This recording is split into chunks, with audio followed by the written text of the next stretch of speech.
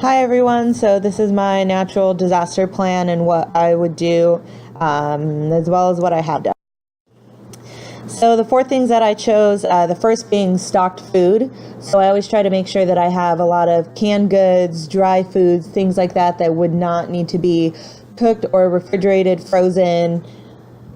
I would be able to just eat that food if something were to happen and I wouldn't be able to use any amenities that we have.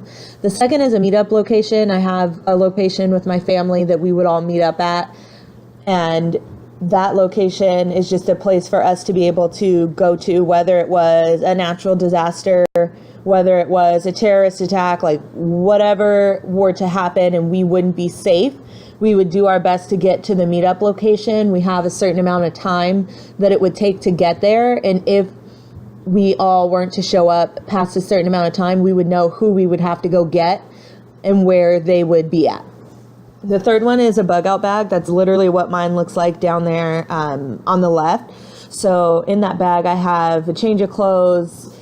This stays in my car, and I have blankets and things like that, but also a good first aid kit, clothes, food, weapons, anything that I would need in like a camping situation, or if I were to need to evacuate, if I were to need to live out of my car or something like that, I would have the tools to be able to do that safely and comfortably.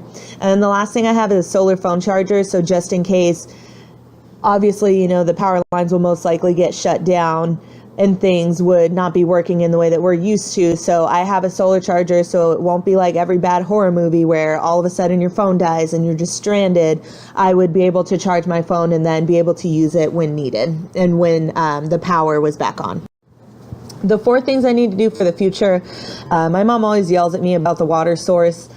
Obviously, it's very important to have water. The recommendation is that you have water for at least 3 days for each member of the household, where we are definitely lacking at. And that's something that I really need to do better at, because God forbid the water stopped working or everything shut off, we would really need that source. And then I've also been looking into these. It's the radios and walkie-talkie combo, and that way, should one of us need to go somewhere for help and get help or leave from the other person, we would still be able to communicate and then still also hear whatever news, whatever updates are being played on the radio. Next is a better first aid kit. I already have pretty good ones in both my car and my apartment, but just in case, something were to really happen, like let's say an earthquake. We're pretty close to the San Andreas Fault. An earthquake is most likely going to be coming sometime soon, and it's not going to be a small one.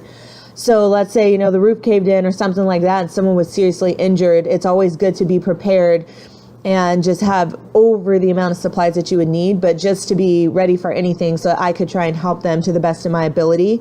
And then last is just more food. You can never have enough food, obviously, as we saw with the gold rush and the groups that were coming on the different routes and things like that. I don't want to resort to cannibalism, and I hope that never happens to me. So instead of someone eating me, I would rather have extra food to feed them and myself. So that's my slide.